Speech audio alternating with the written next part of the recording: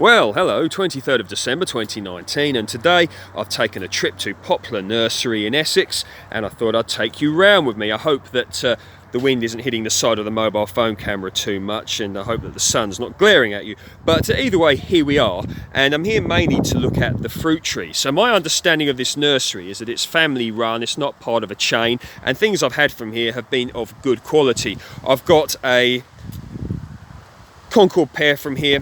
At a previous project I set a Sweetheart cherry from here, and also a Early Rivers plum, and all of which have been very good trees and of good quality, which I think quality is a must when it's coming to fruit trees, because fruit trees, you know, they're a long-term thing, because you know you might be eating from that tree for quite a few years into the future. So there we go, quality is a must. So let's have a look at what we've got here.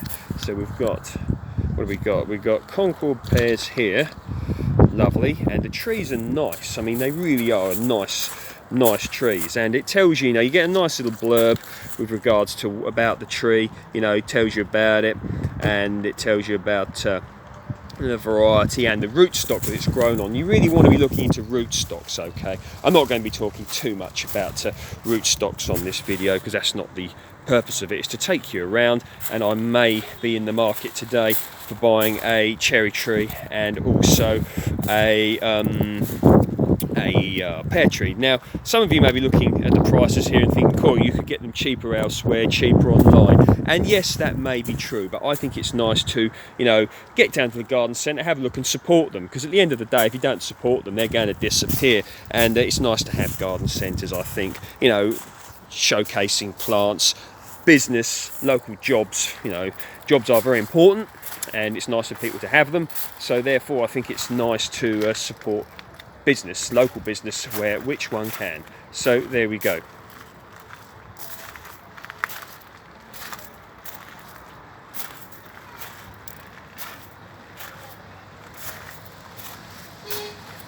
Now, one thing I've noticed, when you're buying trees, it's nice to get them from a trusted source, because quite often if you purchase a tree, it might not necessarily be the variety of cherry or whatever that you want it to be, because of grafting and budding. You know, if you're getting one from a source, obviously there's no guarantee, but you want to buy a tree, you know, that's, if you want it to be a particular variety. For example, if you're sure you want a Tsar tree, you know, you want a Tsar tree, you don't want it to leaf out and it be a not Tsar tree, you know. So yeah, I mean, I was talking to actually for a while ago, I cut down a plum tree for someone, because he bought the tree as a Victoria plum, but it was no way a Victoria plum, didn't resemble a Victoria plum in the slightest. So it's nice to, you know, it's not only fruit trees here, obviously, all sorts of different trees. You know, and you've got a board here with, you know, Trees for Life, Frank P. Matthews. Yeah, I've had these sorts of trees, maybe, you know, grafted by this company before, and I found them of good quality. You know, founded in 1901, you see. So, you know, it's an old business, and it's nice to be able to support them. You know, a bit about rootstocks as well.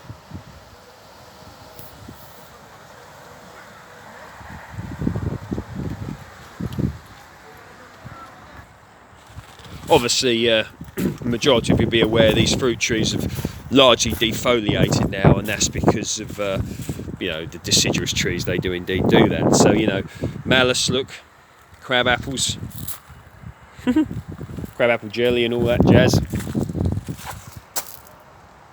You know, there's bits here on grapevines and things like that. Fruit bushes.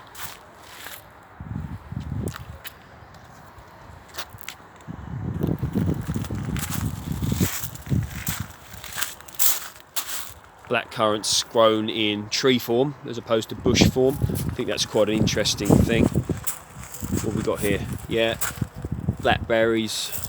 These are like, could that be a kiwi if I look correctly? Yeah, that's kiwi. Jenny's a self-fertile variety of kiwi, if I remember correctly. And here we've got blueberries, pink berries, I'm going to get some pink berries one day, but not today.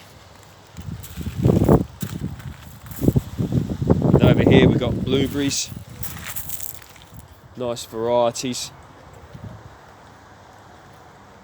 What varieties of blueberry have we got?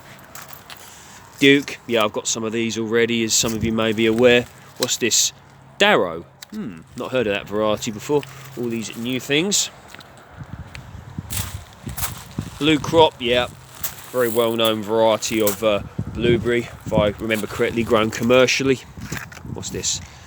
Blueberry superfruit. What variety is this one? Blue crop once again. Mulberries.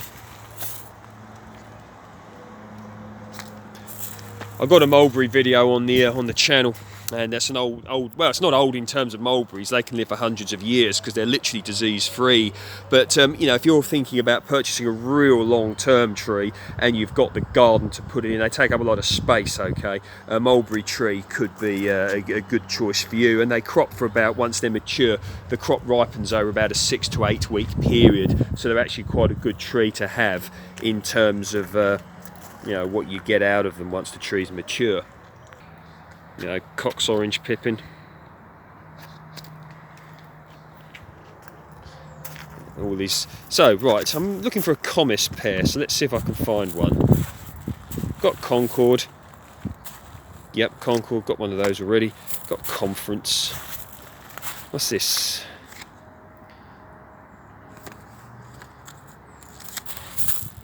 Christie. Intriguing. All this intriguing stuff. Beth, yeah, it's a well-known variety of pear. Now, I've read about this variety Invincible before. Apparently it blossoms twice or something, so if the wind removes the blossom, if you're living in a sort of a coldish place or a place where there's high winds, you know, Invincible, I've been told or read, could be a good variety to buy in terms of resilience and the higher likelihood of getting a crop. I don't know anything about the variety, but here you go, look. So if you want a bit of a read about that, you can just pause the screen and have a read, can't you? Now, one of these I'm going to have, this is a cherry sweetheart, because I want to, there you go, I want to expand the cherry project, so that's what I'm going to have. It's a nice tree. You can take a look at that. Look, nice healthy grafts, and you've probably seen on the older videos the cherry there. That's from a few years ago. That's a sweetheart. These are grown commercially as well, which indicates to me, you know, they're a good, strong variety of cherry. And it's on Colt, so Colt is quite a strong rootstock. By strong, I mean vigorous, so the tree will reach a good size. So there he is. I'm going to have that. Nice, strong, healthy tree, isn't it? Now there's nice gauges here. I'm probably going to just stick with the cherry tree today, because it's quite easy to let one's gardening taste buds salivate. So you know, I knew I was coming here for a cherry tree, so I'm probably going to be leaving it there, but I'm still going to be looking around and perusing. What have we got here? See, like, you know, you can get like your previously fan-trained fruit trees. Now, lovely looking trees, aren't they? Think of all the effort that's gone into sort of grafting all these and that sort of thing. It's quite a lot of time. It's time-consuming and a lot of effort that goes into all this. Of course, it's not just fruit trees here. You know, there's like gardening, landscaping stuff, trellis and all that. You know, usual stuff you'd expect to find, flowers, shrubs, so much. I think they sell, you know, fish and all that sort of thing here, you know, for ponds and everything. Look, red robins and laurels and stuff. What we got here? Oh, that's one of them, look. So yeah, it's certainly worth hedging. Certainly worth a nice trip here. I think so anyway.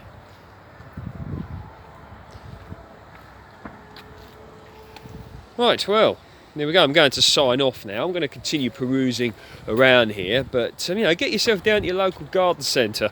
You know, obviously it is nice to make a purchase to, you know, to support them, but at the same time, you know, it's a nice morning or day out or whatever. And there's here you've got a you know, there's a railway and all that sort of thing for family fun and everything like that. It's a nice place to walk around, and there's mature apple trees that one can go under. In fact, let's have a look at them. Yeah, you see there's part of the train track. Look, there's a little bit of Christmassy stuff here. You know, some mature apple trees, and it's nice views. All these different, you know, magnolias. Look, quite high specimens actually they are. Look, conifers up there as well, if that's your thing.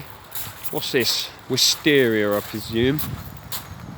That's wisteria. I mean, look, it's real mature wisteria growing away in a big old tub down there. Right, I'm going to sign off now. I might come down here another time and you know, take you around so you can see some other bits, you know, with regards to the aquatic centre and flowers and all that jazz. But right now, off to sort out this cherry tree. If you like my work, please feel free to like, share and subscribe. Merry Christmas, and I'll see you next time.